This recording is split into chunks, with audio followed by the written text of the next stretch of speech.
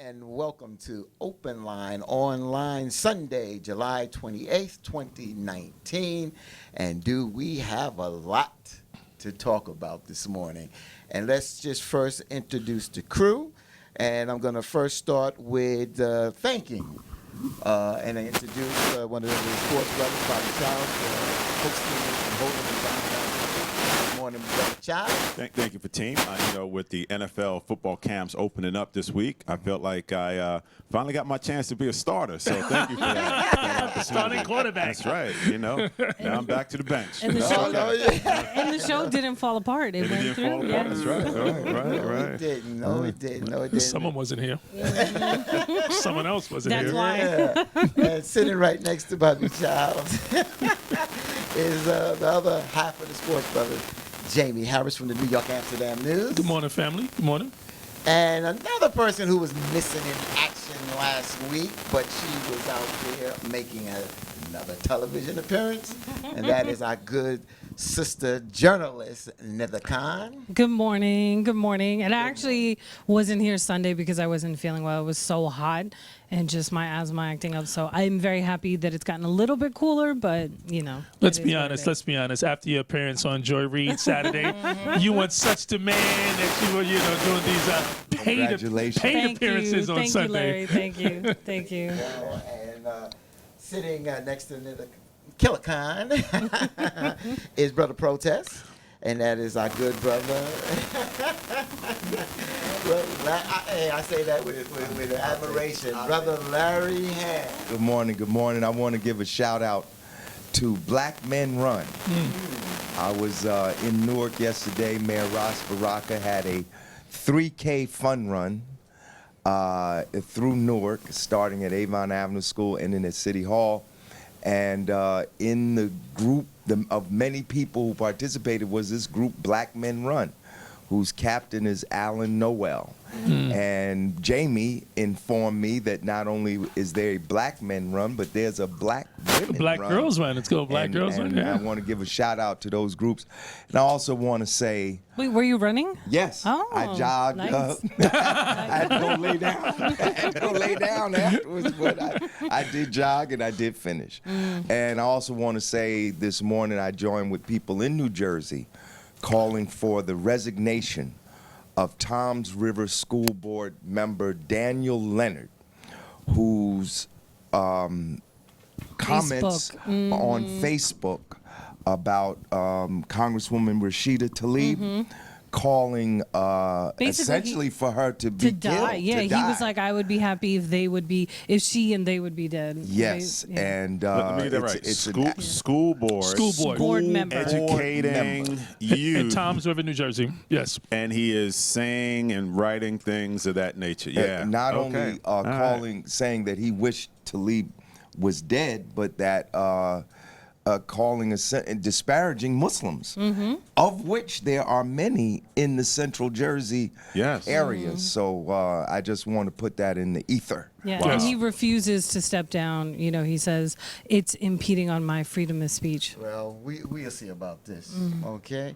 And also... Well, listen, the message there is when he's up for re-election, if he's still there, everybody exercise your freedom to vote and vote his behind There you out. go.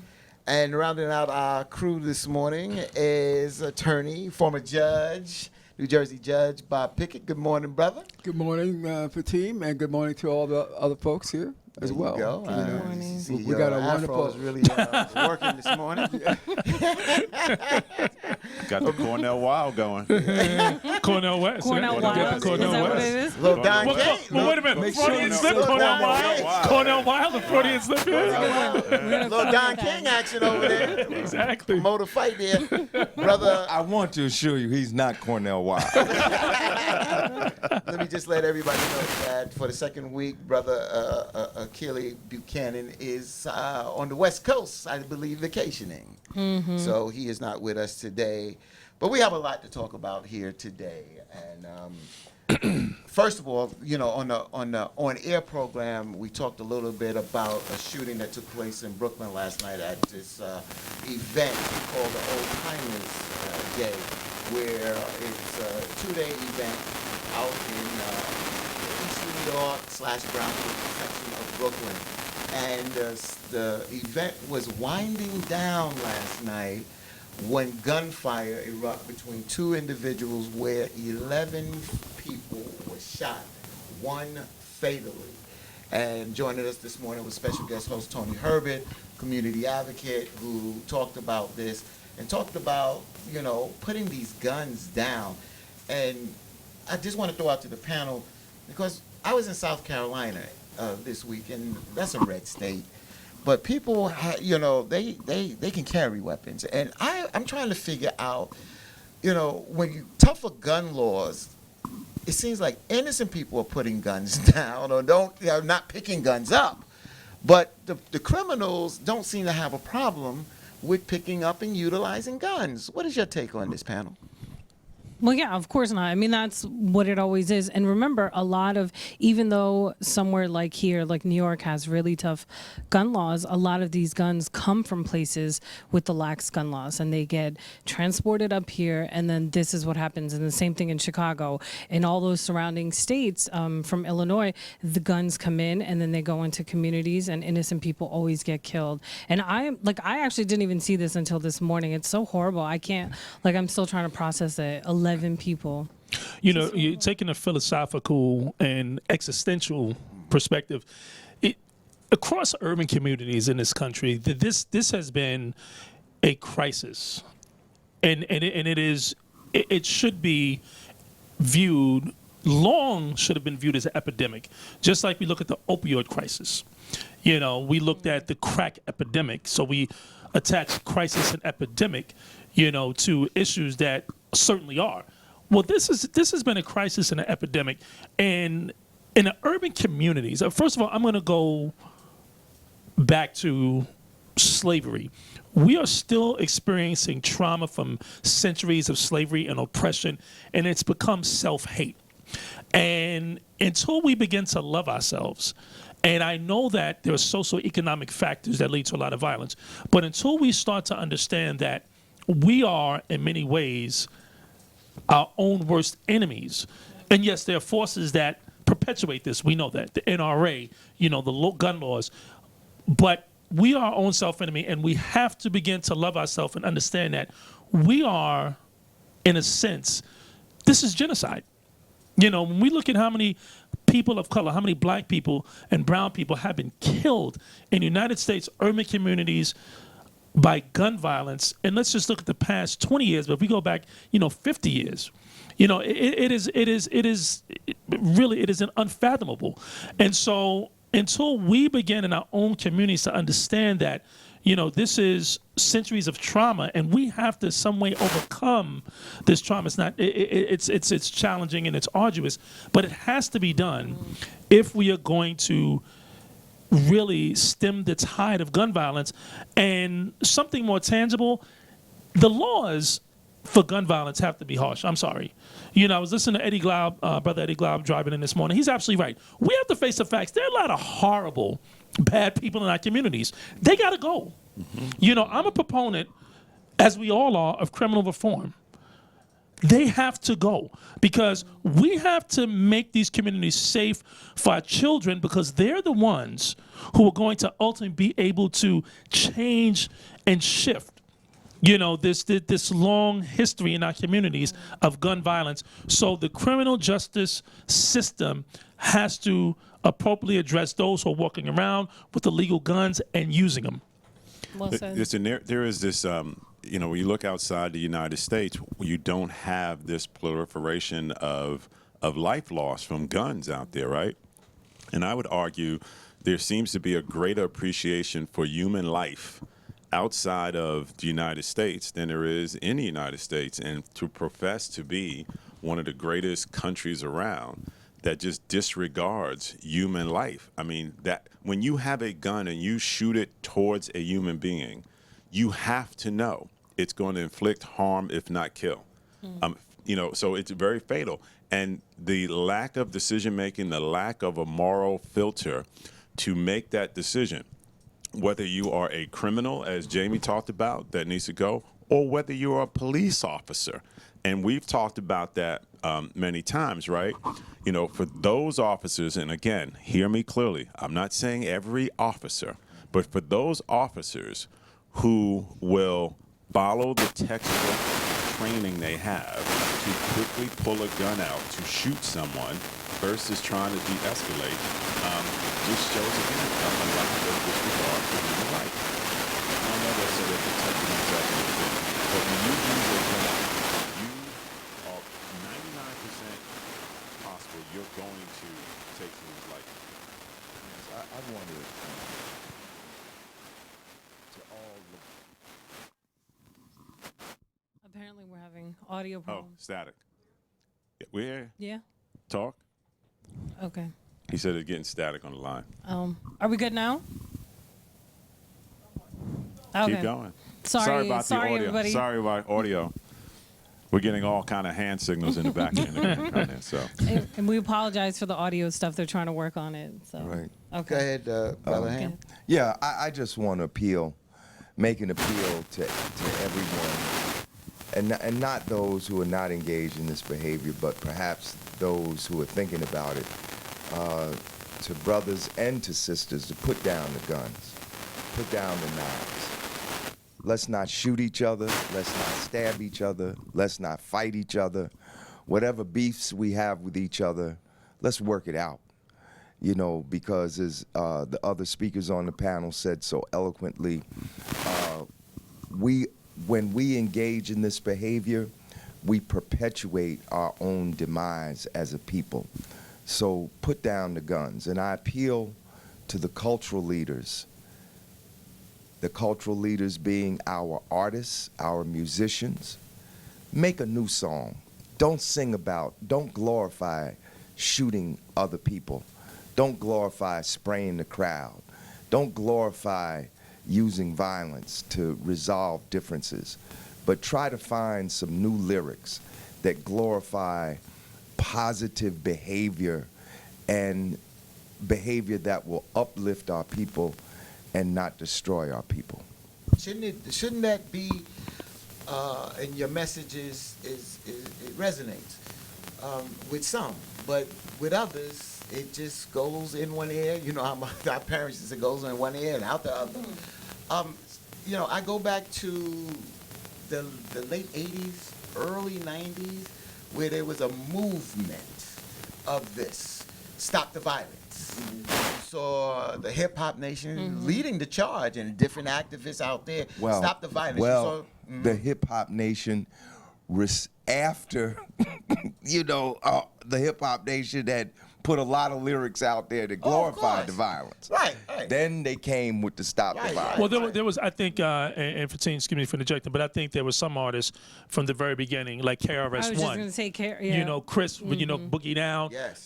From the very beginning. So you're right, Larry, but as Fatine stated, there were many hip-hop artists, many who at the forefront of that movement and continue to be, even to this day. KRS-One is still out there, preaching and advocating for love and stopping the violence. And so, yes, Right, the and artists remember, have been and that originally was the foundation of hip hop too, was socially Yes. and politically conscious. It was later on that it transitioned into the other stuff, but that was actually the foundation of it. And the point I want to make is that at one time you started to see the take off the gold chains and they put on the African medallions. You started to see, that's why I said when people try to pick your leadership, it's amazing. Other people that are outside your community try to pick your leadership. When Minister Farrakhan put out that call, first of all, we had the Million Man's March. But then when he put out the call to the hip hop artists, as you mentioned about those lyrics, he brought them into Chicago and had a talk with them about this. And out of that meeting, you started to see a groundswell of more artists coming out, talking about putting out lyrics and making a difference. And just by saying these words this morning, it needs to be a movement. We see what's going on in the White House. I saw somebody put on Facebook this morning, we should be talking about impeachment. We should be talking about Trump. And now we got to be talking about what we're doing inside our community. It hurts our community. And, that springboards into the situation where President Trump assailed African-American Congressman Elijah Cummings of Baltimore. basically going at him, and you know what that was about. He was going after him because Elijah Cummings this week was speaking to the acting Secretary of Homeland Security, and he was talking about the conditions of those detained migrants there, and he Elijah Cummings sharply criticized the acting secretary on the conditions there. And now you see President Trump coming out, and I'll read what he tweeted out yesterday. Representative Elijah Cummings has been a brutal bully, shouting and screaming at the great men and women of Border Patrol about conditions at the southern border, when actually his Baltimore district is far worse and more dangerous. His district is considered the worst in the United States. This is coming from the number one bully in America.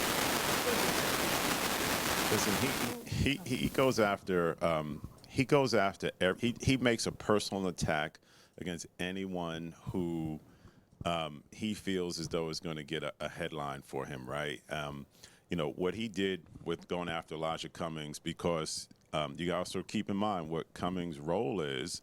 Was he on the judiciary lead? No, Oversight. oversight. Right? He's on the oversight committee. He's winning his court cases to get more transparency into a lot of documents that they've been stonewalled. So this is calculated, right? He saw an opportunity to criticize him, but it's a reflection on how nervous he is that they're closing in on him. And so if some of these subpoenas come through in the next couple of weeks, there'll be greater visibility. And Cummings is doing what the Oversight Committee is supposed to do in Congress, which is provide oversight. So, you know, what I found interesting, right, in picking on Baltimore, right, and he made the comment that, you know, basically, you know, what human wants to live in Baltimore? Right. Well, you know, one of his biggest supporters is the CEO of Under Armour, Kevin Plank. Mm-hmm. Under Armour is based in Baltimore. Kevin Plank is sitting on the Economic Development Committee, or the CEO roundtables out there. So he has no regard. He has no filter. He doesn't think about the ramifications. He just goes into bully attack mode out there. Exactly. Let me just say this. Trump went on to say Cummings' district is a disgusting rat and rodent-infested mess. If he spent more time in Baltimore, maybe he could help clean up this very dangerous and filthy place. See, that's why I was just going to say I think it's more nefarious than that. So obviously we know the racist aspect of it, right? But I think it's also trying to put this sort of ploy to have a divide between black and brown. So because Elijah Cummings has been so strong about what's going on down at the border, so for Trump to go after him and say you're not doing X, Y, and Z, where you have people in your community who are suffering, why don't you do something about that? So it's trying to make that division happen, and that's part of their strategy too going into 2020. Right, and I also think that he went after Elijah Cummings because Cummings really grilled representatives of the pharmaceutical industry that came before the committee. I mean, he went in on them, asking them how come insulin costs 1/10 in Canada of what it costs here in the United States. You know, another interesting point I discovered, the person that invented insulin, he didn't patent it because he wanted it to be free for everyone. To everyone and to solve the problem of diabetes. So how is it patented today by Eli Lilly and other companies? It's patented so that they can, in fact, make 1,000% profit on the cost of that. But I think this attack on Cummings is part of Trump's distraction strategy from the real issues and the work that Cummings is doing on that committee. I think, as Bobby said, he's just extremely vindictive. We know that. Completely devoid of emotional intelligence. And as a leader, that maybe is the most important characteristic of, any strong, successful, good leader is having emotional intelligence. And I do think this is intentional. We know he called, Haiti and countries in Africa shitholes. So his assumption is because it is a black man, because he can tell you anything about Elijah Cummings' district. If you were to ask him to give you one metric, he could not. What he knows that it's a black man, so it must be primarily black people in that district. Because what white folk would vote for a black man to represent them? So automatically he's thinking that that's a black district. And so, as Linda said, he's using that to continue to drive the wedge. I do think that he realizes and he looks at his numbers, and people are in his ear about the numbers. The numbers haven't moved in terms of his approval ratings and his support. So his base has not grown. His base has not grown at all. So not only is he trying to I think he went up just a couple points, right? Maintain slightly. Right. His His approval rating, but the base really hasn't expanded. And in fact, it has shrunk because many white women have moved away from him. And the polls show that. And so I think that he's looking to expand his base, particularly with white men. He's not going to gain any more white women, so he's losing. So I think he's looking to expand. And there was a poll this week I saw on MSNBC that was really interesting, Brother Fatine. And the poll question was, do you think that Donald Trump is racist, or do you think that he was racist toward the squad, as they call it? Right. A majority of college-educated white men said no, they don't think he's a racist. Now, these are college-educated white men.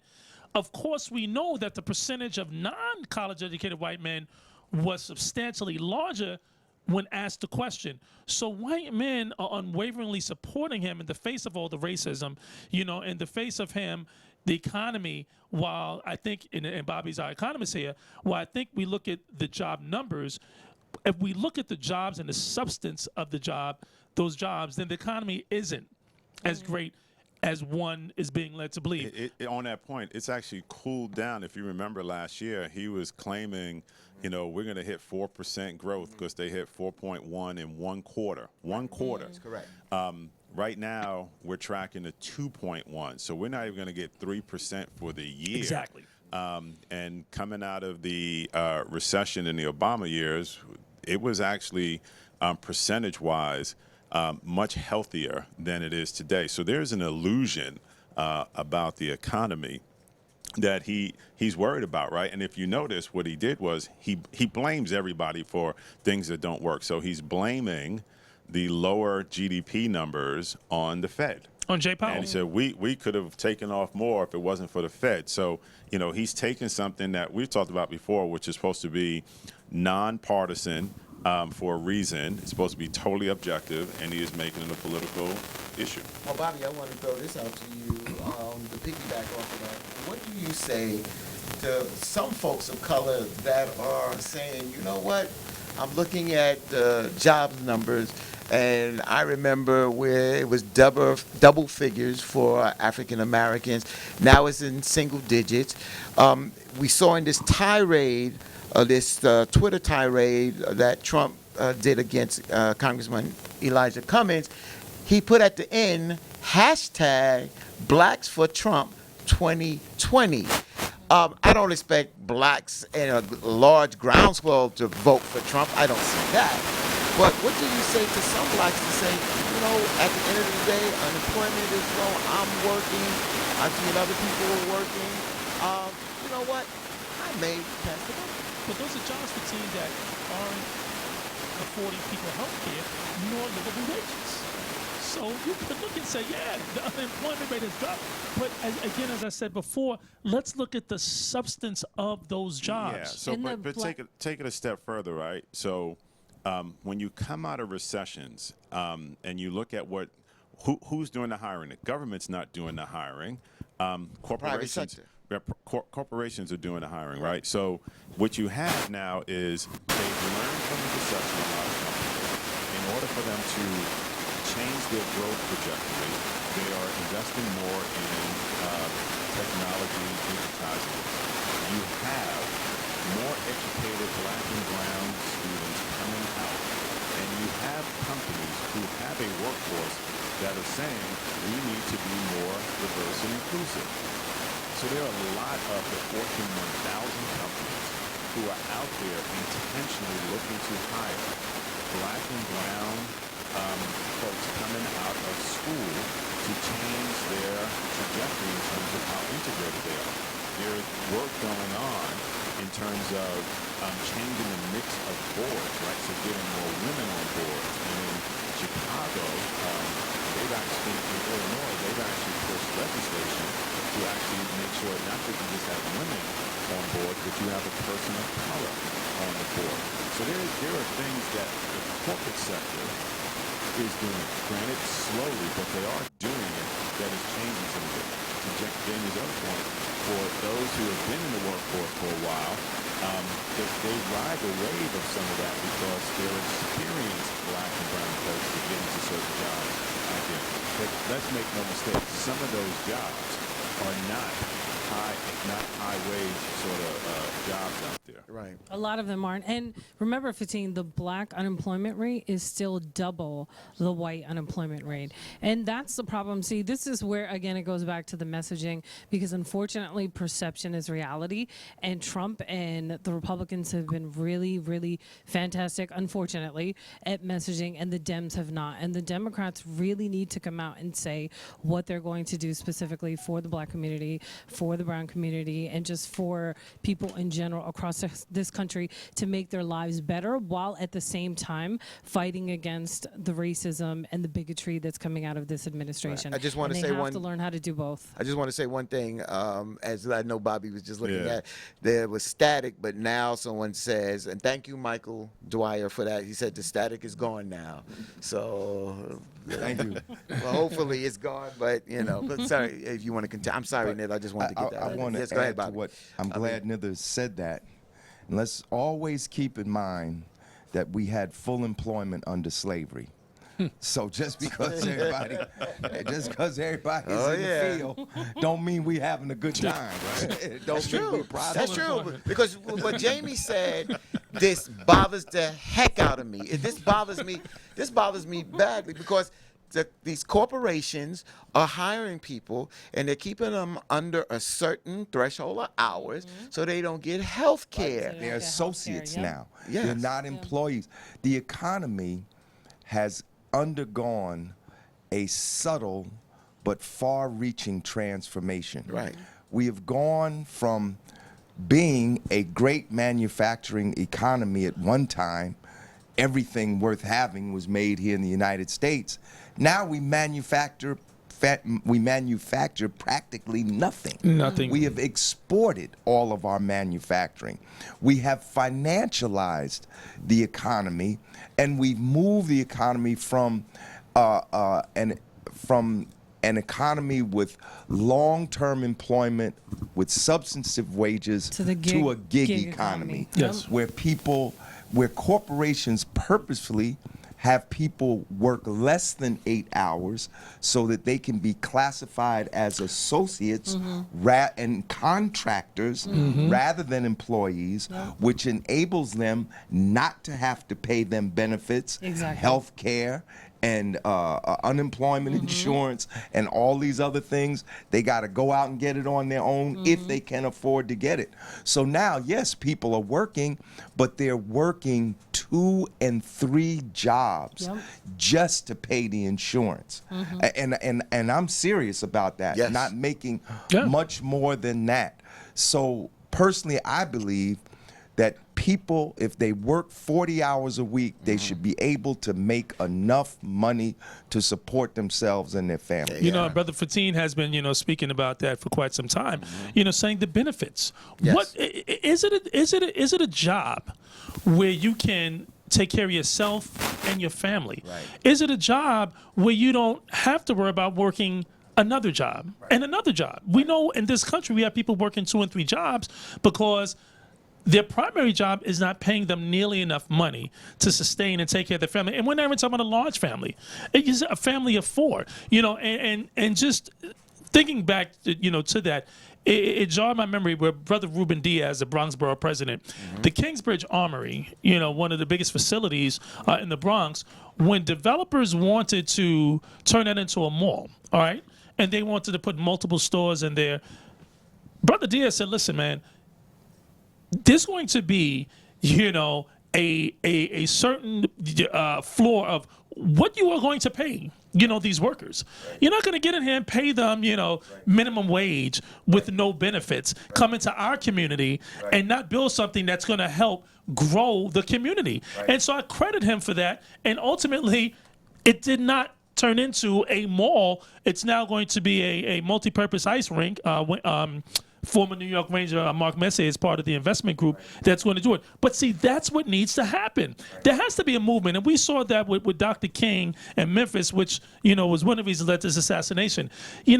Poor people in this country, whether you're black, whether you're white, whether you're Asian, poor people in this country have far more in common with each other than your color of your skin. Yes. And when we get a poor people's movement, a real revolution in this country, that will change. And I do think that Trump understands that. So that's why he keeps this divide and wedge. And the people who are supporting him, in many cases, in states like Kentucky with Mitch McConnell and West Virginia, are the people who are being hurt the most. Exactly. Right, but think about this, right? So I just said perception is reality. So the perception is that the economy is doing well, Yes. unemployment is low, things are great, and I'm like, what's going to happen when things are not so quote unquote great? When we do have, let's say, another recession, and when people actually feel it even more than they are now. If you have so much racism and so much division going on at this point when things are quote unquote relatively good, what's going to happen then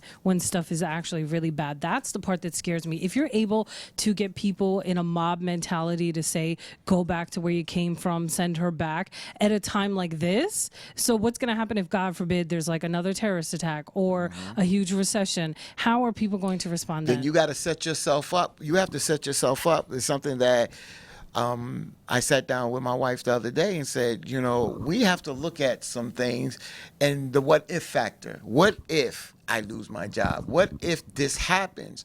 How are we going to be able to pay rent? How are we going to be able to do this? And I'm looking at here in New York City, we are being priced out of New York. So for me, I'm like, I'm tired of paying this amount of rent. So now I'm looking at other avenues of what I can do to set myself up for a rainy day.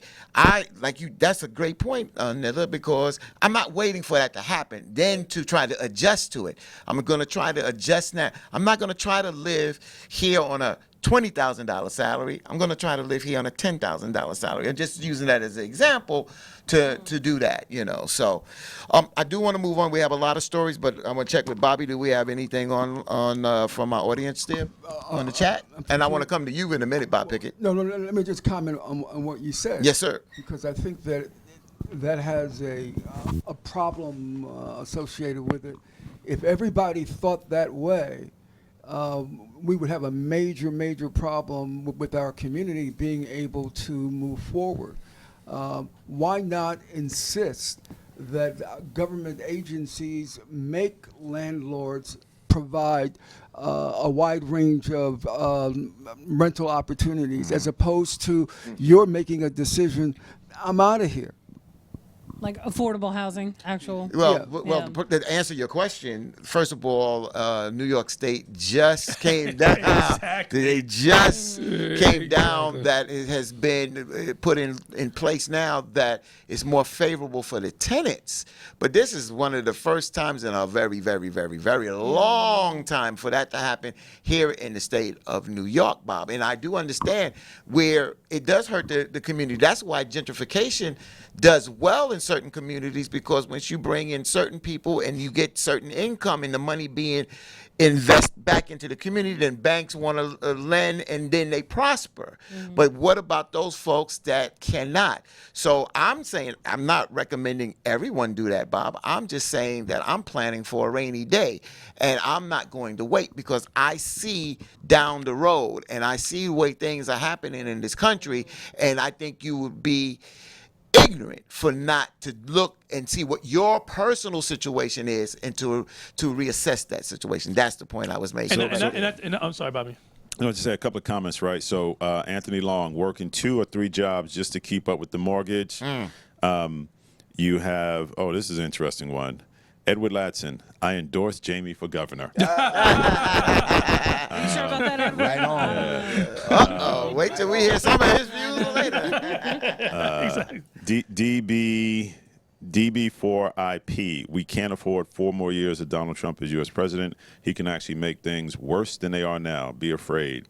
Be very afraid. And not to digress, just let me make this point, because Larry, of course, is one of the most, I think, recognizable and certainly respected brothers out there who are organizing protests and moving the needle with protests. And I know, and Larry made this point, Larry, so I just want to go back to this, what you said. People say protests don't work. Okay, let's look at Puerto Rico. Yes. And Patine, let's look at the tenants' rights activists. Yes. The tenants' rights activists who have been out there on the front lines protesting, and both of you brothers are veterans of protest. Again, you two brothers have moved the needle in this city, in this community, in Jersey, with the protests. And so, yes, protests do make a difference, and it's been proven with the new, tenants' rights laws that have come down, as well as we've seen in Puerto Rico, the governor now will resign. And to that point, there were a lot of people this week that were saying, looking at Puerto Rico, and they were like, why aren't we, with everything that this Trump administration is doing, why aren't Americans out in the streets every single day protesting? Why is everybody so complacent when the majority of people are not for him and not for the policies that they're doing? Why aren't we protesting? I hate to say it, but we're trying to get by each day, and when it's not us, you see it with the whole thing with the Trump administration dealing with the immigrants and the migrants and the immigration. If it's not you, then you know what? I express concern, but I have to continue with my life until it affects you personally, and that's something that Reverend Sharpton has been driven on this. On here, that if it's you tomorrow, if it's them tomorrow, it's you today. I mean, No, if it's them you today, you or- tomorrow. Right. So we have to look at that. But Right. I do want to move the needle because we have a long list. Could I of say something stories. real quick on You never Russ real quick, Russ there, my brother. Russayo has to be placed in context. Yes, I am so happy that that hundreds of thousands of Puerto Ricans were in the streets and have been in the street and stayed in the streets and got Rosselló to resign. But it has to be put into context. Why there and not here yet? Because Puerto Rico was confronted with cataclysmic conditions. That's the backdrop. They didn't just come out there. People didn't just come Right. out because Right. they were more aware. Good point. They came out because they were facing Yes. a level of suffering that That is was very true. Yep. unprecedented. Hundreds of schools closed. Tuition astronomically so high that students can't afford to go to college. Hit with 2 hurricanes, Maria and Irma, that made thousands of people homeless and killed thousands. That's one of the things that Rosselló went down on, because he had falsified the numbers. Right. It was thousands, Right. and he was trying to say it was only a It was couple like of 15 or there's whatever something you said, like that, yeah. right? So I'm just saying that it's a combination of the subjective factor, what people perceive and think, but it's also the objective factors, the conditions that people live with in their everyday lives. And that was also a dimension of why people came out in Puerto Rico. Great point. I turn the page to this, and I want to go to you, Bob Pickett, legally to see if this is if more can be done. And this is a victory for the president right now. And this came down Friday by the Supreme Court, where in a 5-4 ruling, the Supreme Court said that the Trump administration can divert $2.5 billion with a B in Pentagon funds for border wall construction. And they can replace fencing along the southern border in California, Arizona, and New Mexico. Earlier this month, the 9th U.S. Circuit Court of Appeals in San Francisco had agreed with a lower court ruling that prevented the government from tapping into that funding. Is this the final say? Because I saw on the news as I was walking out this morning that they said that this may wind back up into the Supreme Court, or is this ruling a done deal? For the most part, it's a done deal, but there are a number of reasons why it could come back before the Supreme Court. But right now, it's a done deal, and the impact is going to be great. Yeah, and positive. So just to add to it, right? So the 2.5 billion were unallocated money. So it was money directed towards the military, but the military had not identified how they were going to spend it. Correct. So that's the money to go over, and that money is not to build a new wall. It is to fortify existing walls. Correct. Right. So there's some facts there. The Supreme Court ruling, I forget which one of the judges, but one of the judges wrote something I thought was pretty interesting, which is why he sided with this. And basically they're saying that the Sierra Club and the ACLU as entities did not have a right to block this. And the only group that really has a right to block this is Congress. But Congress already blocked it because they did not allow the president to divert funds there. So I'm curious as to how this is going to go. So basically the Supreme Court is saying there is no known entity right now in the public or private sector That has standing to block this action by the president. Right. Congress can do it, but Congress did do it. Right, so it's basically bypassing Congress. Right. And taking away the checks and balances of Congress. Yes. So I don't know I don't know if the next move is back with Congress to go back to it. Now, the other thing is, we talked about this briefly last week, which is the $1 trillion deficit that the United States is looking for, right? Now, Republicans don't care about deficits, so do they? They only care when Democrats are in office. When Democrats are in office, then it's all about the deficit. I thought that was one of the Fiscally mainstays of conservatives, being right? a Republican. Fiscal conservatives. But so the debt ceiling was lifted so that the government won't have a shutdown. But while that is true, what may still cause a shutdown is, again, the allocation of the budget has not been decided. They just decided what the total amount is, but not the mix of the spending. And Congress, the Democratic held Congress, has made it clear they don't want money going towards building the walls in the border. And many Republicans don't want it either, but they're staying silent with it. And what will happen is if they divert money, if they allocate money in the budget for it, then we all know they're going to take it from someplace else. And that is what Republicans are worried about and Democrats, just to go and try to do this with this wall. And this is just, sorry, Jamie, this is just a continuation of the militarization of everything as well. So when you have all of this money that's allocated to entities like the Pentagon, to defense, to basically the military-industrial complex, this is what happens. And now that money is being used, like we knew what was going to happen for this wall.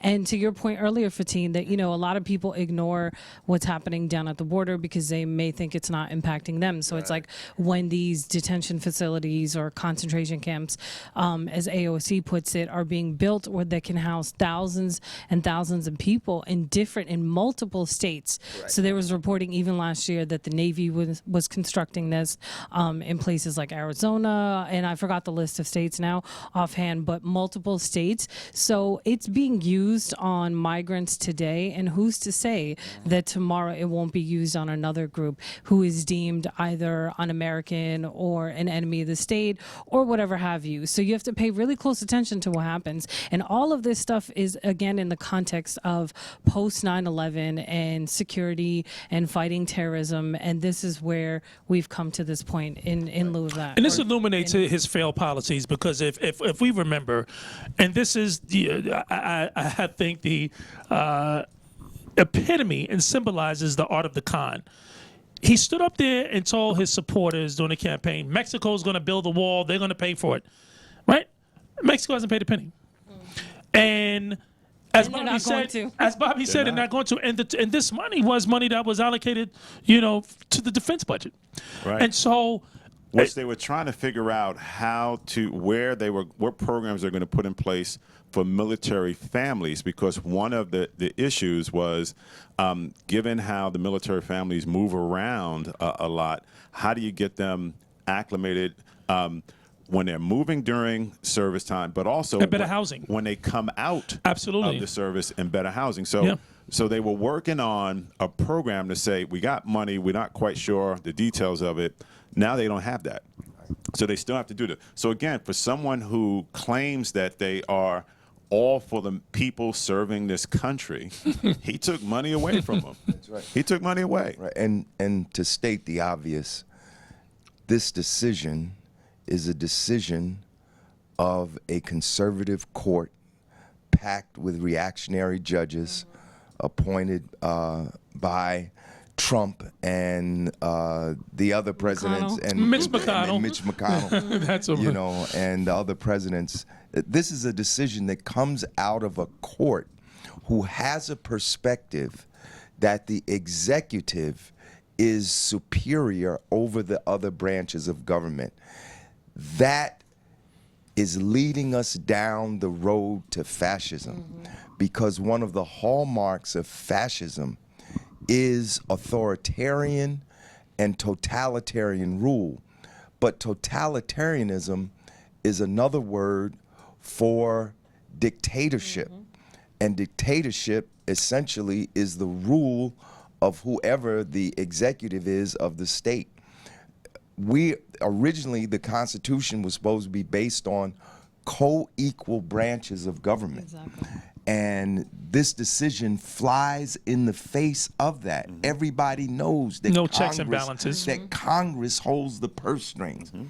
With each decision, you know, people familiar with the Bible in Psalms, line upon line, precept upon precept, here a little, there a little.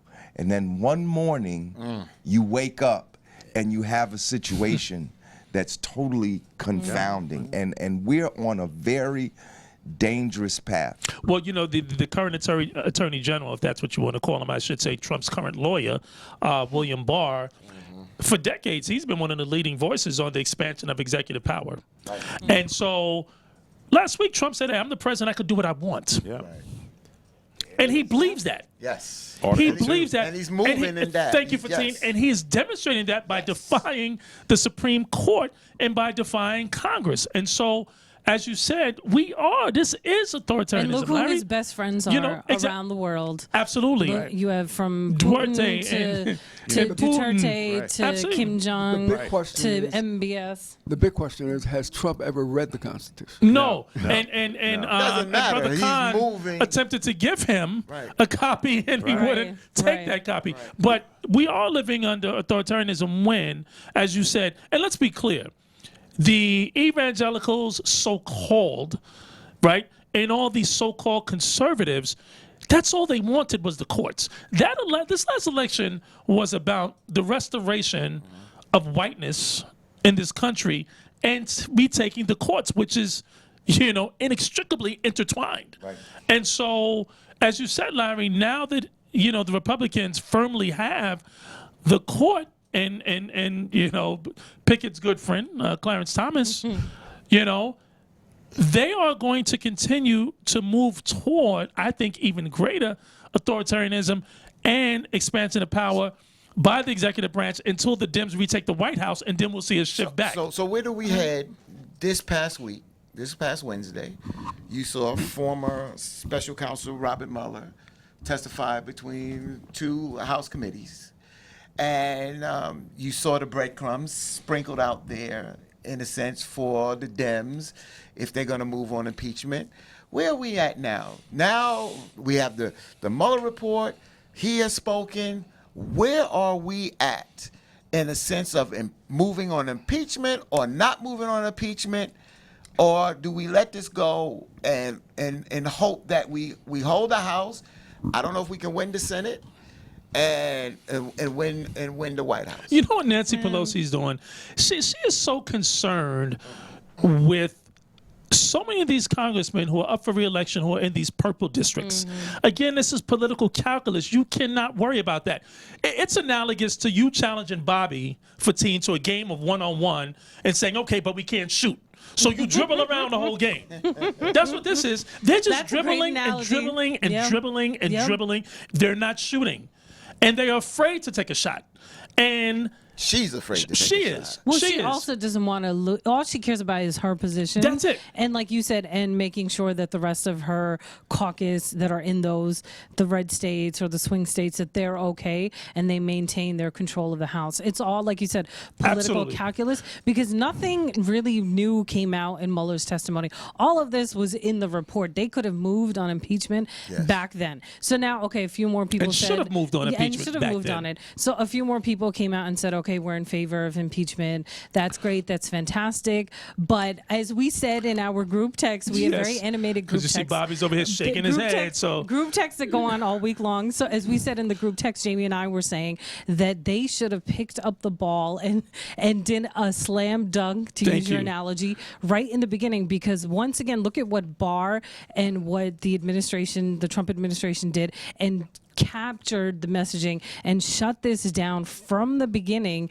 And instead, Pelosi has capitulated and waited. And I know you want to jump in, Bobby, and you don't agree, but she's allowed them to take over the messaging. And when she's challenged and people ask her, even in press conferences, well, why aren't you moving ahead? She completely dodges the question. Oh, we're trying to build our case. We're Dodges trying it. to build our case. No, you say we're going to impeach him.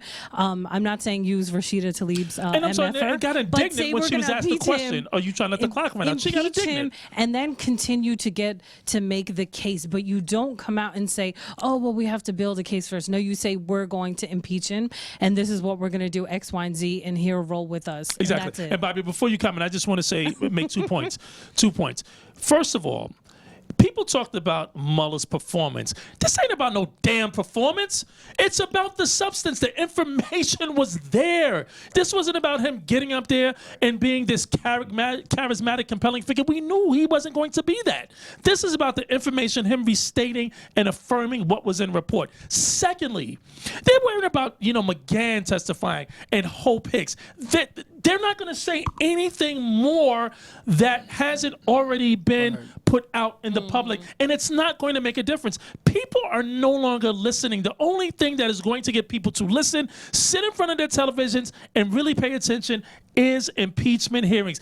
You could run anybody up there, McGahn, Hope Hicks. No one is really going to watch and listen. People have tuned out. Impeachment, which is constitutionally the obligation of Congress right now to move forward with impeachment, to do their jobs, that is the only thing that is going to get people to sit and watch and really put him on the stand and now let him get caught and articulate the lies that he, number one, did not say because he had written questions, and number two, what he has said publicly for the last 3 years.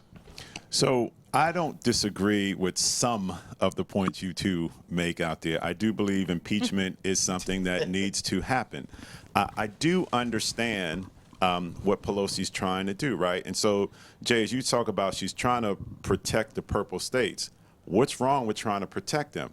Because when I go back to doing a little bit of reading on Watergate and looking at the Bill Clinton one of the things was clear, right, which is from a legal... So I didn't say purple states, purple districts, Purple and that districts, includes sorry. districts in New York and New Jersey. Purple districts, right? But when I go back and looking at it, right, you have to win impeachment on multiple fronts. You need it from the legislative standpoint, and you need it from the public standpoint. In Watergate, they could not get the public standing. So then, just like today, people are busy doing other things. They don't pay attention. Back then, it was a headline that they read in the news, and then they went back to their life. Today, it's very different. People consume information, we say, based upon quick sound bites. One of the reasons I believe the Dems wanted Mueller up there, because they knew he wasn't going to say anything different, they wanted the sound bite for him to actually acknowledge certain things. And so I'm pretty sure during this election campaign, we will see edited footage of Mueller saying, no, he genuinely lied. Those little sound bites, as uncharismatic and flashy as they were, as you had to dig through them for 7 hours, are going to be used as ammunition. So Pelosi saying Ammunition for what though, Bobby? Ammunition for what though? when they go to impeachment and try. And so there's a couple of things. She's trying to win on multiple fronts, right? Let me secure impeachment both from because I already have him from the legislative standpoint. That is clear. I already have him on that one. I need to garner more public, but I also need to do it in a way that I can win more seats in the upcoming election, because every time the Jim Jordans and all those other fools up there say things, that's going to make it a negative reflection on them and trying to raise the intellect. And I use that word purposefully because I think we've all seen that interview with the woman at Justin Amash, who is the one Republican who did stand out and say he needs to be impeached before he before he dropped his. They asked that woman. She said it was the first time she had ever heard anything negative about it. Right. And when they probed her, it was all about because the bubble of news that she listens to. So Right. to me. So, but you're sort of making my point for me, right? Like, this isn't the Bill Clinton era. This isn't back then. News and everything is consumed in a second. So when you have somebody like Trump who can tweet, totally exonerated, no collusion, he's already winning the messaging war. So if you wait, like my Thank you. problem, wait, let me finish. Let me finish. I let you finish. No, Bobby didn't finish. Wait, I let you finish. I let you finish. Wait. Let Bobby finish. Just to this point. It'll be quick. I It'll let be him quick. finish his It'll be point. quick. Let Bobby finish his point. Never let him finish his point. Your point about the sound bites, right? It's one thing when it's a Democrat repeating what's in the written word. It's another what the person who wrote the report and have their voice. That's great. That's all fantastic. She could have still done that, but still come How? out. Wait, let me Mueller didn't finish. say Let me anything. finish. Let her finish. Let me Mueller didn't say finish. anything. Let her Let me finish. finish. She could have come out in the beginning and said, we are going to impeach him, and then done all of this, gotten the sound bites, use this to build their case. But you cannot bring what you laid out just now is what I always say is the problem with Democrats. They bring a pontificating thought to a knife fight. Thank you. You cannot come out in the beginning and be like, oh, we're going to do X, Y, and Z. Just be patient with us. You need to come out and say, no, we are going to get him out of office. Now watch what we do. Stay with us. Then get your sound bites. Then do, all the investigations, the court hearings, and that's how you handle it. Maybe the Mueller report wasn't strong enough. Well, maybe Maybe it just was not. Maybe she had to make a there's enough- decision. There's enough in the Mueller report, That's trust me. your- And another problem. your where- opinion. wait, That's your another- opinion. No, Wait. but there's No, let at me least jump- 10 instances. There is. There is, but I'm saying one other thing. One other from thing Pelosi's too. perspective. One other thing too. I think what Pelosi's problem in the calculus also is that she's forgetting that her base wants impeachment. If she wants to win more House seats, if she wants to maintain control, this is what your party wants. you. And by you continuously ignoring and saying, "Oh, it's only 4 people like the squad," you're dismissing what the groundswell of support is. The people who are going to Absolutely. rile up people Absolutely. to go to the ahead. polls. Hold on. So again, and we've seen evidence of this, right? All the blocking that his administration has done to get documents and Yes. stalling and everything, Yes. because their argument is they're coming after me and they're making it personal and it's not about, so if you go out without building your whole case around impeachment, everything you do after that, it is coming He's going to across- do that regardless. I get that, but now if you're trying to do what you said, win additional members to your base, it is real easy for those who don't pay attention to say, oh, they just are going after him because they don't like him. Like We hear that today. They're going to say that now because it's being but dragged they out. would have said that before, in my opinion. They're Like gonna Nita say said, regardless. Pelosi is more concerned about appeasing Reagan Democrats than she is progressives and the base. Bobby, you made a comment. The reason the Republicans and Trump are winning is because Democrats are trying to intellectualize this. Republicans understand they're appealing to people's emotions, which is why Trump won the first time. Thank you. You have to appeal to people's emotions. We're beyond intellectualizing this issue. This is an issue where this man, this contemptible, lying racist, is continuing to destroy the fabric of this country. And yeah, he wants to go back, certainly. And he's taking it back. You know, he is making America what a plurality of people want it to be. Listen, no further information can be uncovered or presented that can move the needle as to whether impeachment is plausible and justifiable. It was the day the report was released. It should have been from there.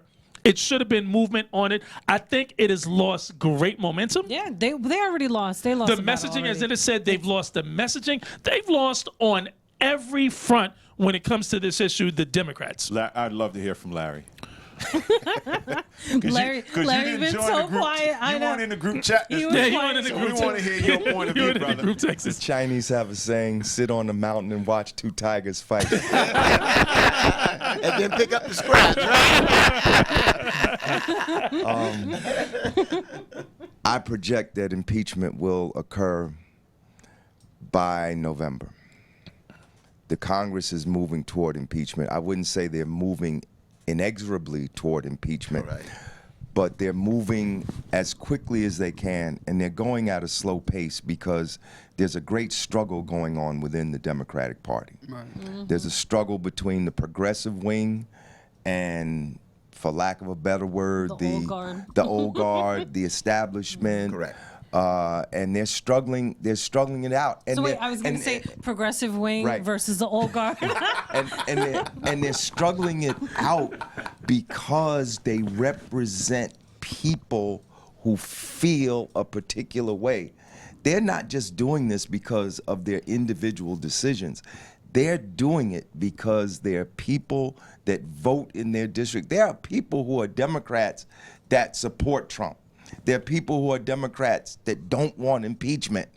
You know, and the question is, are there more of the people who do want impeachment than don't? I think there are more that do. I think the majority of Democrats and maybe a majority of Americans want impeachment. A poll came out this weekend that said most people believe a sitting president should be indicted if he breaks the law. He's not above the law. Right. This is a very dangerous thing. President Obama was able to put together an assassinations list. He had a Tuesday meeting. Every Tuesday, they would meet to decide who would kill. And amongst the people that President Obama targeted for killing was an American citizen. One of them was a U.S. citizen. Alaki, or Now, if we say a sitting president cannot be indicted, we could theoretically have a scenario. Suppose Trump wants to kill somebody. Suppose Trump wants to kill somebody that's an American citizen.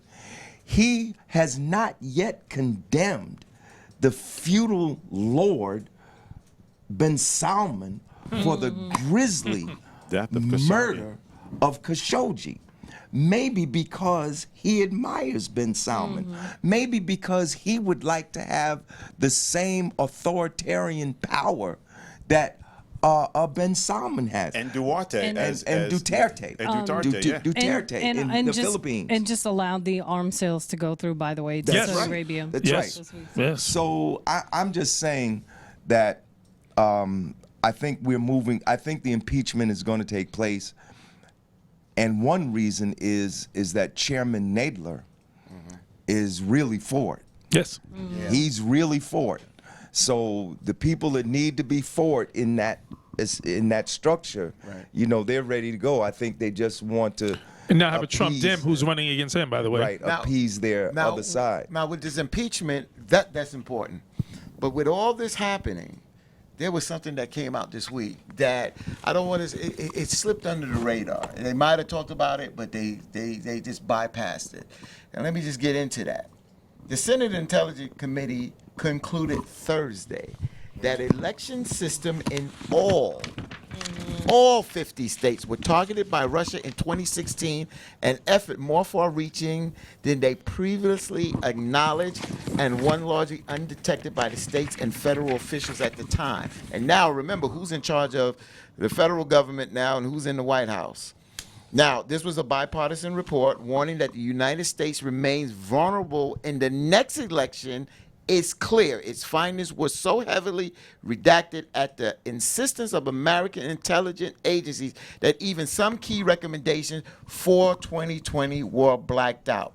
It concluded that while there was no evidence that any votes were changed in actual voting machines, Russian cyber actors were in a position to delete or change voter data in the Illinois voter database. Now, go further. In this testimony, Mr. Mueller stated that countries are developing capability to replicate what Russians have done. Now, while the Senate Intelligence Committee findings was bipartisan, we saw this week Senator Mitch McConnell. Mitch. Yeah. Moved again. As Joe Scarborough calls him, Moscow Mitch. He moved again to block considerations of election security legislation put forward by the Democrats. So now, the Democrats are doing some things, and they still are getting blocked. Well, and this is an interesting one, right? Because this was there's partisan bills that are being presented to McConnell to put on the floor, and he's not even allowing it. Bipartisan. Actually bipartisan. Yeah, bipartisan, and he's not even allowing it to be voted. Right. And I'm not a big conspiracy theorist, but after a while, you start to see things, and you're like, you scratch your head, right? So McConnell, if you go back to 2016, when evidence that Russia was interfering with the election, Obama was notified. And the Obama administration went to McConnell and said, hey, here's some hard evidence, and we want to share this with the public. And McConnell told him, don't, because it will, it's gonna look bad. So he gave him all sort of reasons to suppress that. Unfortunately, the Obama administration listened to that, and it backfired on them because now they didn't want to seem like they were injecting themselves into this political. Because afterwards they're saying, well, they could have did something and they didn't, but McConnell's the one who talked the administration out of doing it, right? Larry, you have brought up multiple times before that most of the funding, political donations to McConnell is coming from the NRA, which has been proven in the last 2 years a strong connection to Russia, right? And now you have the own intelligence communities who are telling everyone, and Mueller says it, that we are under threat. And Iran, that was the new one, that is, there's evidence that Iran is doing it, and it can understand it given the sanctions that we have against them. Correct. That he doesn't want to put forth these two bills, one which would grant more money to the states to shore up things, and the other one is to make sure that anyone running for political office, if they're approached by a foreign power, to actually declare it. Yep. And there's speculation that on the first one, he's not doing it because 4 of his donors are from the voting machine lobbyists out there. So again, I'm not a conspiracy theorist, but there sure is, what do you call it, Bob? A lot of circumstantial evidence pointing that way. And on the Senate floor, and presenting or rejecting, as Bobby said, allowing this to come to a vote, he used the term hoax and witch hunt. So he's using the same terms, repeating what Trump and these other Republicans are saying. Right. Well, one of the other things, the last thing on this one, right, which is, think about this. You play this out. If you secure the voting where it is more accurate and you can do, when you have those ties, the recounts, right? Right. We do know in the United States, it tends to favor the Democrats. So there's another reason he's not looking for reform, because they've already tried to do gerrymandering. They already tried to do voter registration suppression. And now fixing a broken system just shines more light as to why more votes would go against the Republican And just Party. this week, there's a report that came out that New Jersey doesn't even have a sufficient backup system. Right. So even in a state that is demonstrably blue, there's not even a backup system in place. So we know that voter tampering could occur even in the most democratic states like New York and New Jersey. Yeah, we're very vulnerable. Very vulnerable. Well, this week we have the second debate for the Democrats to come up. And there was a new poll that came out this week that talked about South Carolina. And in this poll, it states that former Vice President Joe Biden trounces his competition in the South Carolina, carrying a 27-point lead over his closest rival in the Dems race, Senator Kamala Harris. In this Monmouth University poll, the poll states that Biden has 39% of the likely voters, and that is followed by Senator Kamala Harris at 12%, then Senator Bernie Sanders at 10%, Senator Elizabeth Warren at 9%, and Mayor Pete Buttigieg at 5%. And then you have two other candidates polling at 1%, and that's Senator Cory Booker and billionaire philanthropist Tom Steyer. So this is interesting that blacks, so far, we saw the needle move a little bit for Senator Kamala Harris. But right now, with the second debate on the horizon, Biden is still the leading candidate right now. I think there's a divide in terms of the generational. I think a lot of older blacks are supporting Biden, and younger are moving more and more towards someone like Kamala. Now, why do you think that is? A lot of people are saying that a lot of people are staying with Biden due to the fact of him being the vice president with President Barack Obama. A lot of people feel comfortable. I've used the word comfortable with Joe Biden. What's interesting, and I'm not picking on Larry on this one, but Yes, you are. Yeah, when you yeah, preface yeah, it, yeah, yes, you are. Larry's, I know, but he's trying to stay out of everything. Right. But I would like I would like to hear from you on this one, because Achilles said conspiracy, and I'd rather I'm again. It seems that Bernie's steam is not as strong so far. Again, we had one debate, but so far, it's not the same as the last presidential election. I mean, election. Are you surprised? There are 25 candidates in the primary. I mean, well, Joe Biden is doing what they expected him to do so far, being the leader. Actually, he lost 10 points. Yeah. And remember, still in the lead, though. And remember, South Carolina is in March. A lot can happen between March. A lot more can happen by Friday. Biden lost 10 points in the last debate. What if he loses 10 more in this debate? I don't disagree with the observation. Let's just say that a majority of Democrats in South Carolina would vote for Biden. I don't disagree with that. The question you raise is, why isn't Bernie stronger? In 2016, there were only two candidates fundamentally in the Democratic primary. Yeah, Hillary Clinton and Bernie Sanders. Correct. So Bernie was the beneficiary of all the people that didn't want to vote for Hillary Clinton or were dissatisfied with Hillary Clinton. This time, we have 25 candidates in the Democratic primary. More candidates in a primary than in any contest in the history of the United States of America.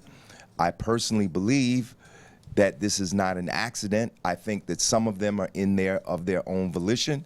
I think that the powers that be encouraged other people to be in there, because since they can't keep Bernie Sanders out of the primary, we'll just drown him out and put a whole lot of other people in there.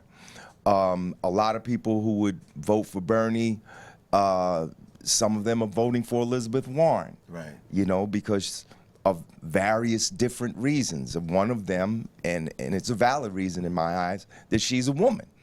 You know, some other people like Kamala Harris for other different reasons. So each candidate, I mean, for almost every constituency that the Democratic Party has, you have a candidate for that constituency in the primary.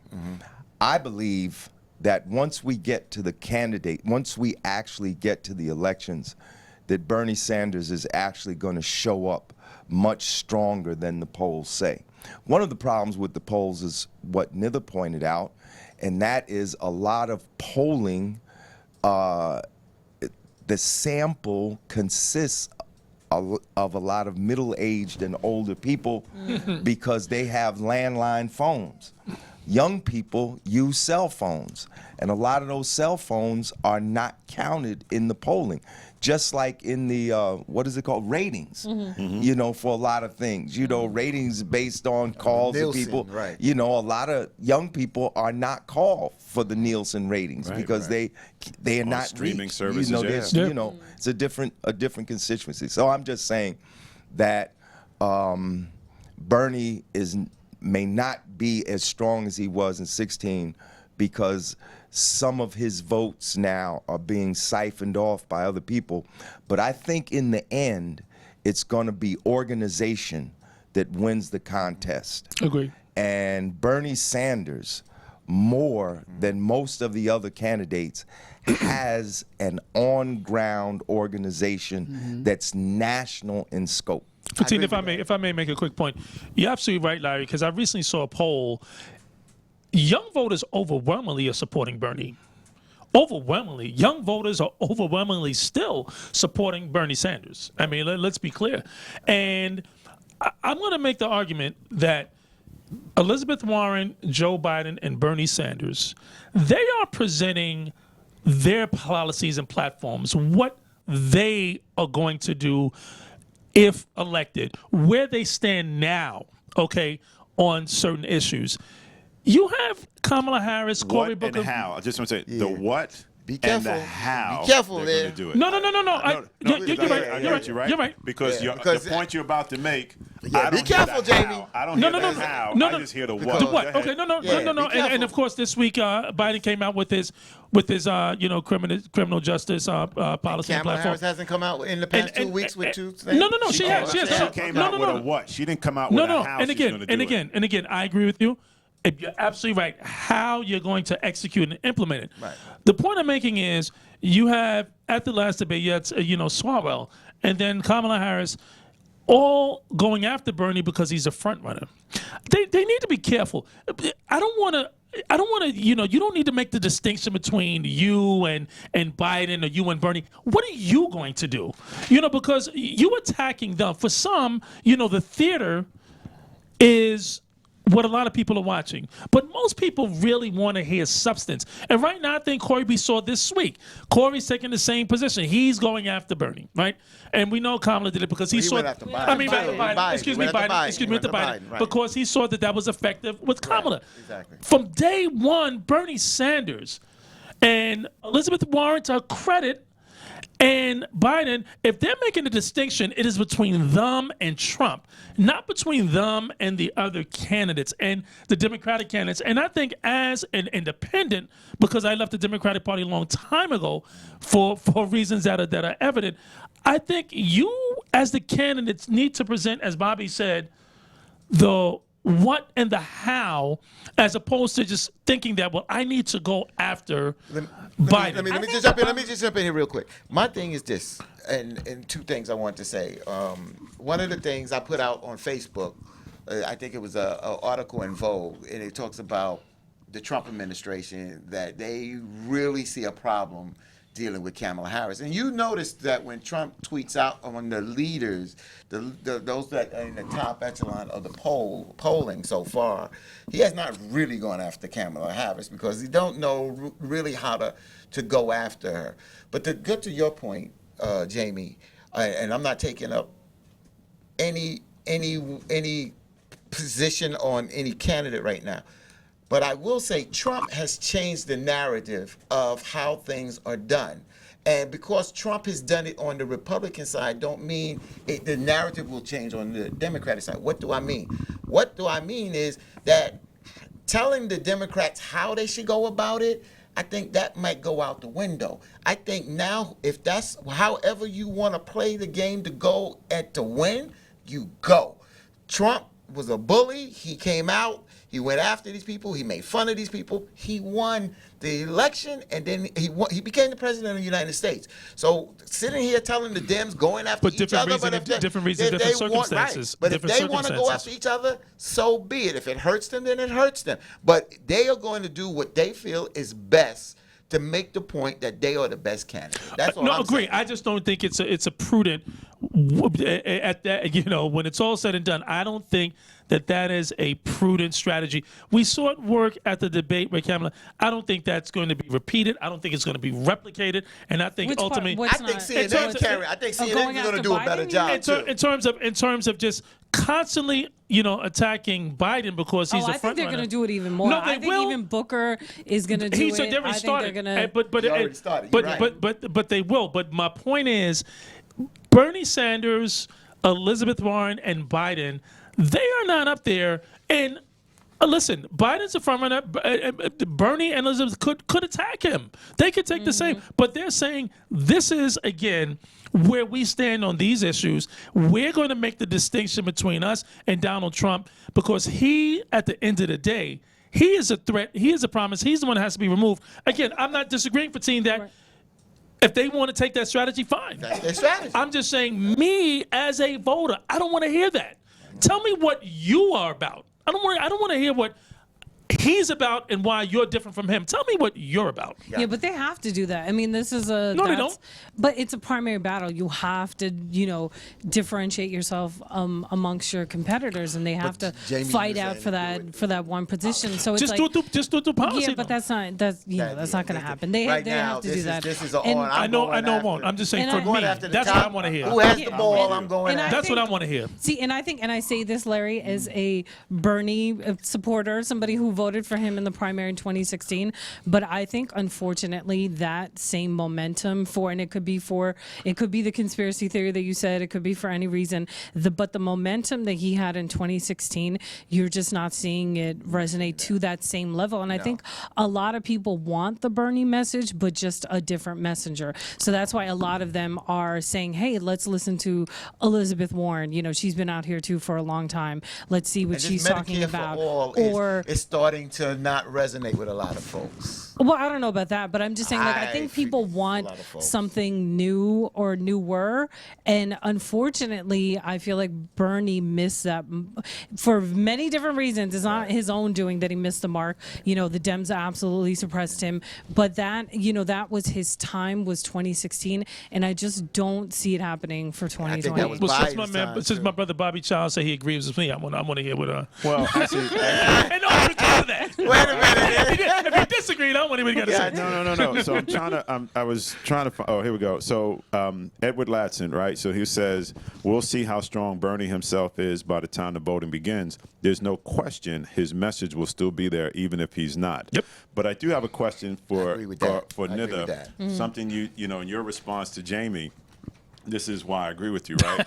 Which is, so you got two guys that walk up to you and they're trying to date you, and you can pick between either two. Hold on. Using a dating analogy? Yeah, that's right. Oh, now, Lordy. one guy tells you what he can do for you, what he wants to do with you, and why. And the other this guy, would be nice if this actually and happened. the other guy but says, it's usually some nonsense. the other guy starts attacking and criticizing the other guy and saying, well, don't listen to him because I can do better. Doesn't tell you how, but spends time criticizing. Which one are you going to listen to? Neither one. I'd be like, I don't have time for this nonsense.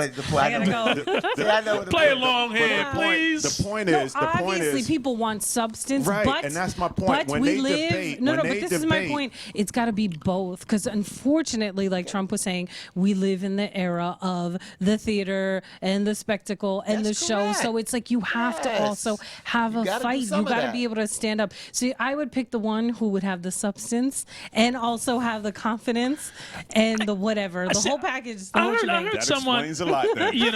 And I can't recall. No, substance. I said too. Thank you. That's number one. I can't recall who, but I heard someone say this week, what to me is absolutely it's ridiculous.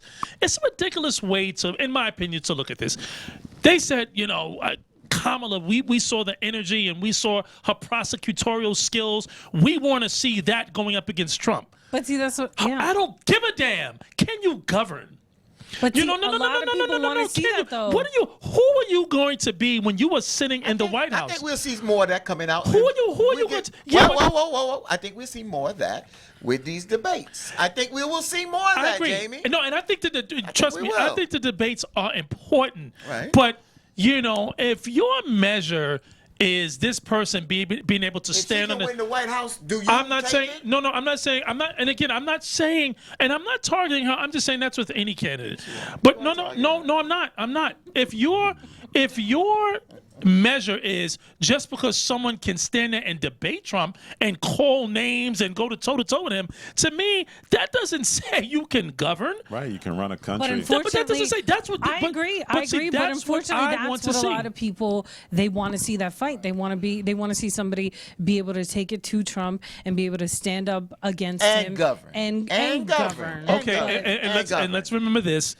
This is a state They by want state. Richie Cunningham At and the- Fonzie all At the together. end of the day, You want the Hillary whole Clinton. package, Bobby. The whole package. 3 million.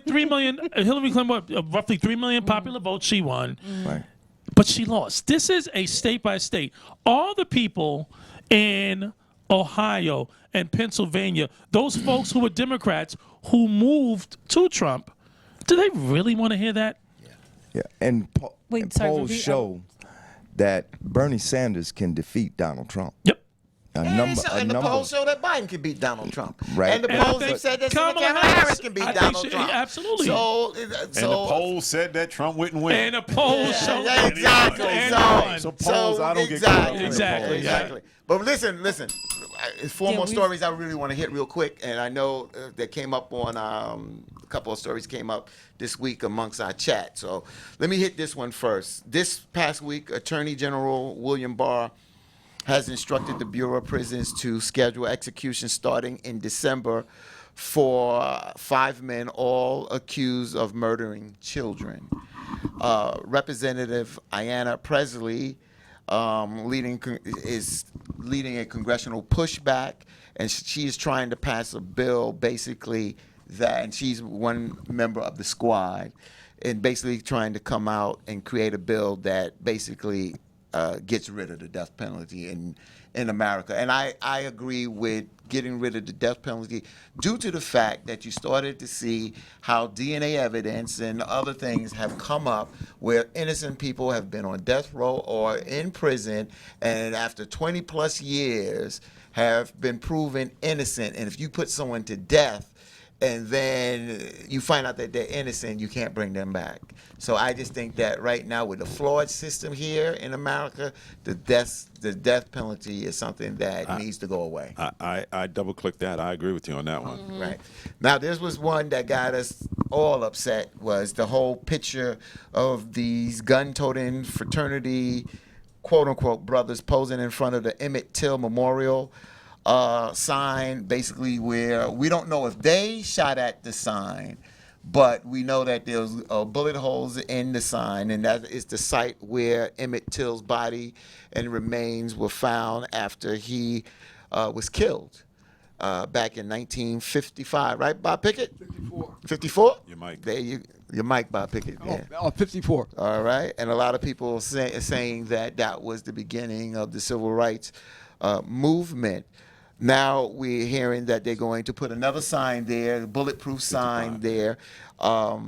They are looking at bringing federal charges against some of these fraternal individuals. Some folks want the college to expel them, but the college president said that his hands are tied. He can go but so far about expelling them. Let's get comments from the team here quickly on this. I just, when I saw it, I was just, it's for again, I don't know what their upbringing is to not understand the history as to what his death symbolized, to go have a picture with guns doesn't make sense. You can go visit the memorial, but show some empathy, show some class to it, right? But in the middle of the night, holding guns, there's bullet holes in there.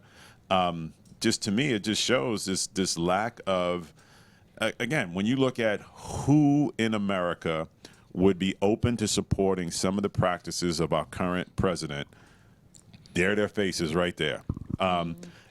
Hopefully they will learn how stupid and insensitive their actions were. But this is just, when I read this, I'm like, in this day and age, you want to think that you made some progress, because I see a positive story of police officers who are de-escalating stuff and playing with kids in the street, getting back to the community. I'm like, yes, there's some hope.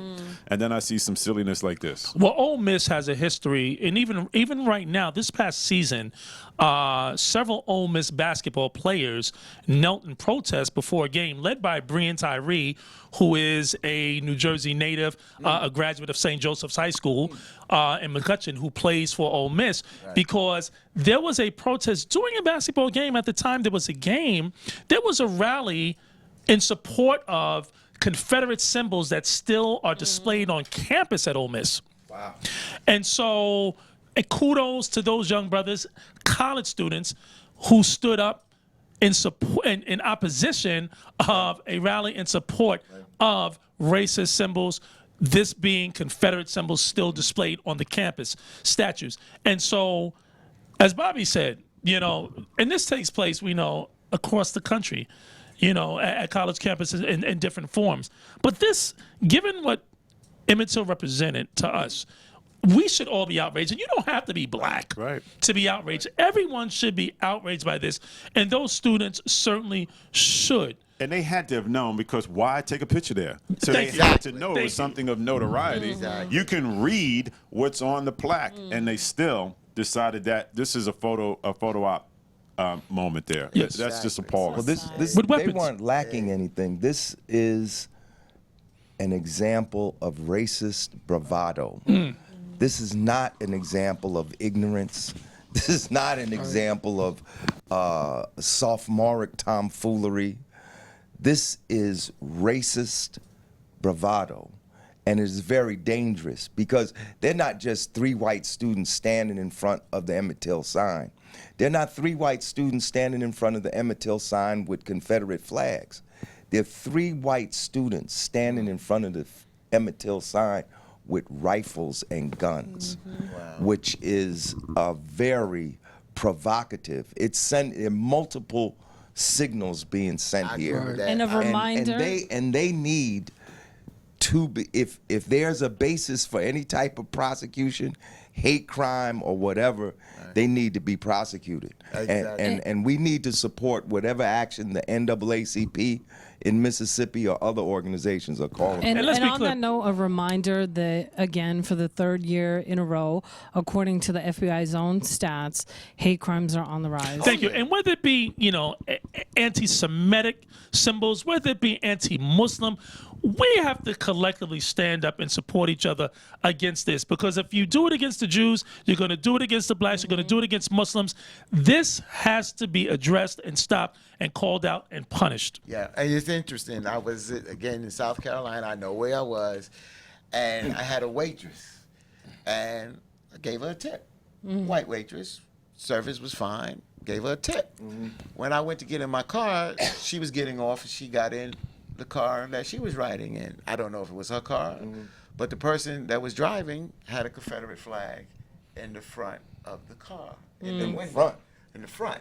And I'm talking about a real flag, but it was folded up. right. And I turned to my wife, and I had my mother-in-law with me, and my mother-in-law is elderly, and so I decided not to say anything. And it was too late; I couldn't take my You tip would say, back. "Want But my tip back?" if I'd have known that, she would have never gotten a tip. As a matter of fact, I probably wouldn't have let her be my waitress. And by the way, it's just a quick self-correction. It wasn't the producer in my ear, because I just realized I sounded like Trump. I said the blacks. Black folks. I didn't even catch it. But to that story, there was about a month ago going viral. This young black couple down in the South, and they had a contractor come to do some work Yes. in their house. Yes. And my man rolled up with his pickup truck with a huge Confederate flag. Yeah. So apparently the woman, she saw it from the window and she told her husband, oh no, he can't work on this. And so if you catch the clip, she walks out and she tells him very politely, I'm sorry, we changed our mind. We won't need your services. And he was dumbfounded.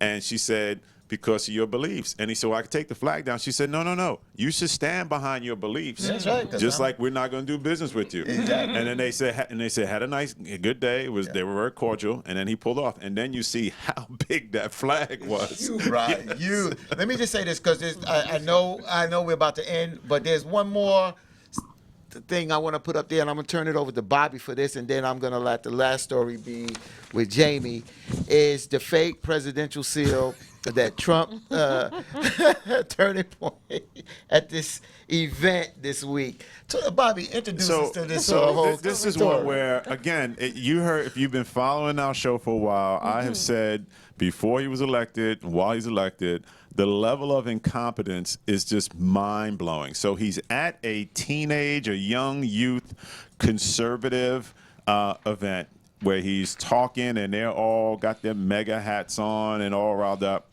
And so they get instructions, allegedly, that when the President of the United States is there, he should have the presidential seal behind him. So the AV folks, they go online and allegedly pull this image, but they pull an image that is a fake presidential seal. The presidential seal that you see up there is taking the Russian eagles and put it in there.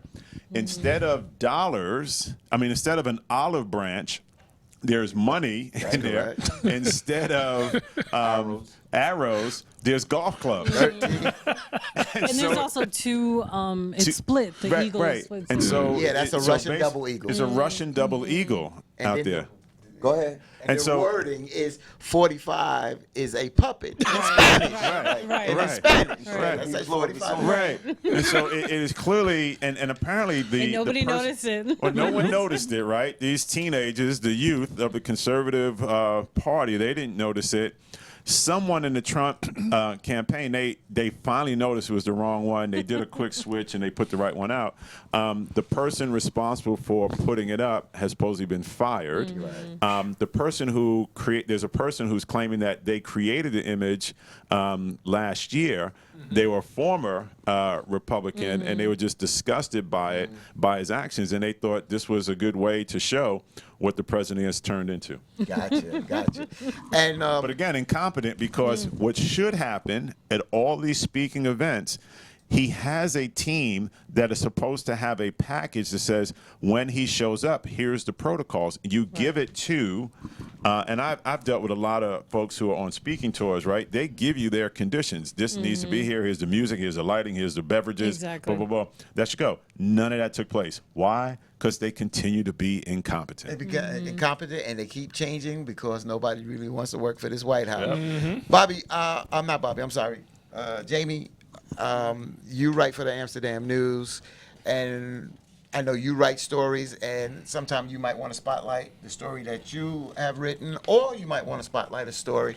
I saw that you wrote about the New York Giants this week. You want to talk a little bit about that real quick? Yeah, just, with training camp beginning, the storyline for the Giants coming into the season is, will Eli Manning be the Giants starting quarterback, not just to start the season, but as the season moves on? I think it's a foregone conclusion that Daniel Jones, the sixth pick in the draft, surprisingly was a surprising pick at quarterback from Duke University. Giants selected him at 6 to be Eli Manning's heir apparent. Eli's on the final year of his contract.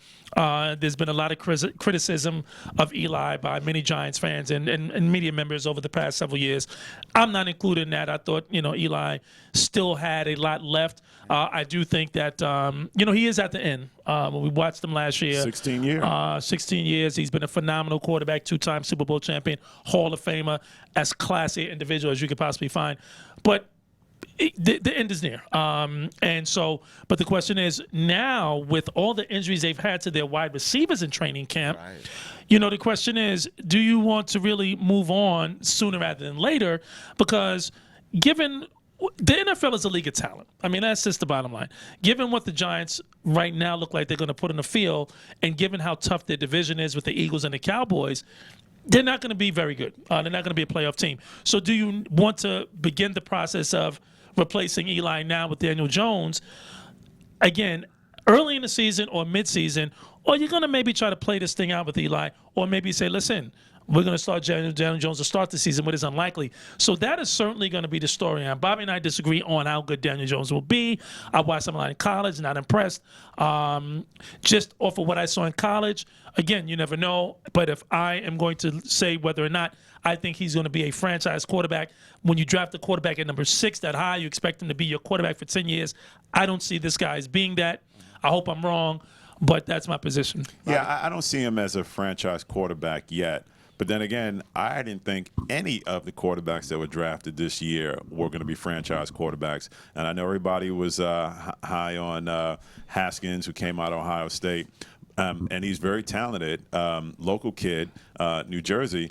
But he only played 1 year at college ball, right? And if you want to reflect on something, again, their skill levels are different. But Mark Sanchez, the Jets quarterback, played 1 year, and you see how his career turned out, right? So quarterback is a tough position. It takes a while. That is going to be the question. If the Giants struggle this year, then I think in the middle of the season, they're going to make the change and say, you know what, we're not going to compete. But every year you want those 53 guys to feel as though they have a chance to win.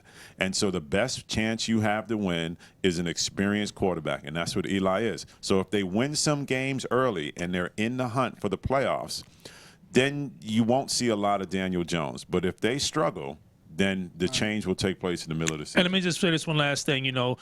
A huge Saquon Barkley fan. I was the loudest voice in the Giants drafting him at number 2 last year. A lot of people wanted the Giants to take a quarterback. I said, no, you got to take this kid, the Bronx kid, the nephew of Iran Barkley, the late, great Iran Barkley. Yes. I just hope that given the way the Giants' offense is now structured with the injuries, the quarterback position looking like it's unstable, they just don't beat this kid down. He's young. You want him to remain healthy and have a long career, but with running back sometime, teams wear these running backs down. I think this year with Odell Beckham Jr. now traded to Cleveland, there's no question he's the focal point of offense. The defense are going to be gearing up to stop him.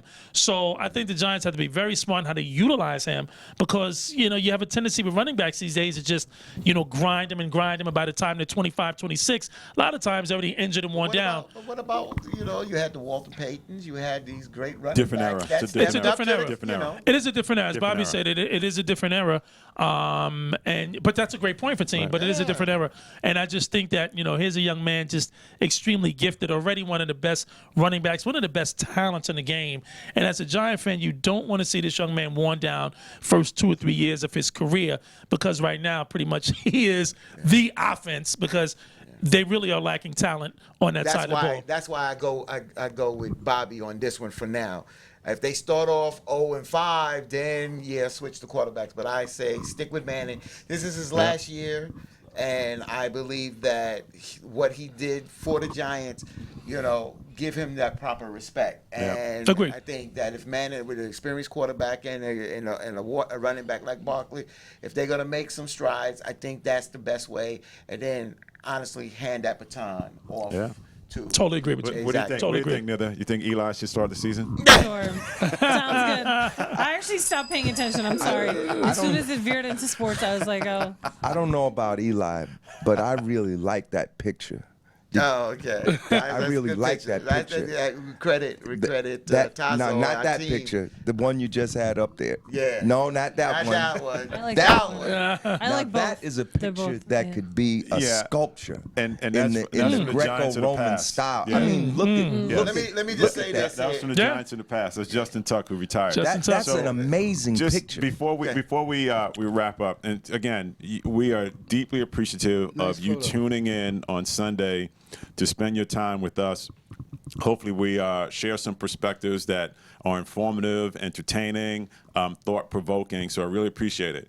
Now, in this day and age that we live in, a measure of success, as distorted as it is when you have trolls who come and visit. Oh, yeah. So today, we we got a appear troll. to have We- several A trolls couple. in there. A couple. So here's what we do with trolls. We see you, but we don't acknowledge you. We will not Exactly. read your quotes, but they make us laugh. And some of the troll comments in there did make me laugh. Exactly. Haters gonna hate.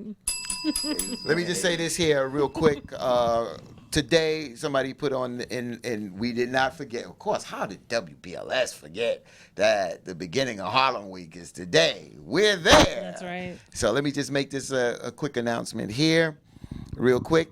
We call it the Great Day in Harlem. Please join WBLS, the Greater Harlem Chamber, live today at the Great Day in Harlem. There's something for everyone in your family. Enjoy the food, art, shopping, music, and all things in Harlem.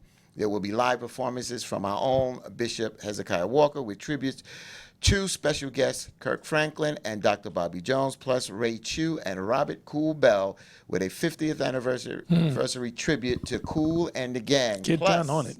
Rock Nation artist Nicole Buss. She's fabulous. And we will honor Brooklyn's own Spike Lee and more. A Great Day in Harlem, Grant National Memorial Park, along Riverside Drive in Harlem today, starting at 12:30 p.m. to dusk. It's free.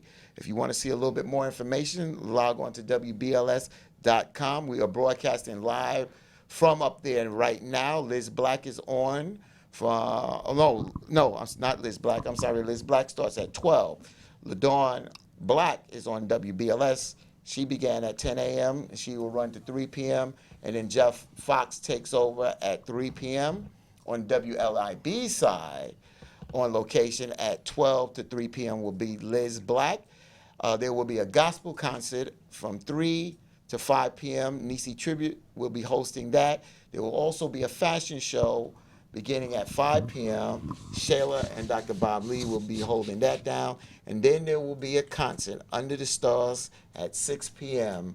And Lenny Green, Bugsy, Jeff Fox, Shayla, LaDawn Black, Dr. Bob Lee, and myself, Fatim Muhammad, will be there hosting. So join us in Harlem today. Right. Condolences before we go out to the family and friends of Pernell Sweet, Pernell Whitaker, Yes. who unfortunately died over a week ago as he got hit by a car out there. So he was Yes. a very popular boxer, fought in the Olympics for the United States. Right, and condolences also to Gwen Carr. Gwen Carr, the mother of Eric Garner. Exactly.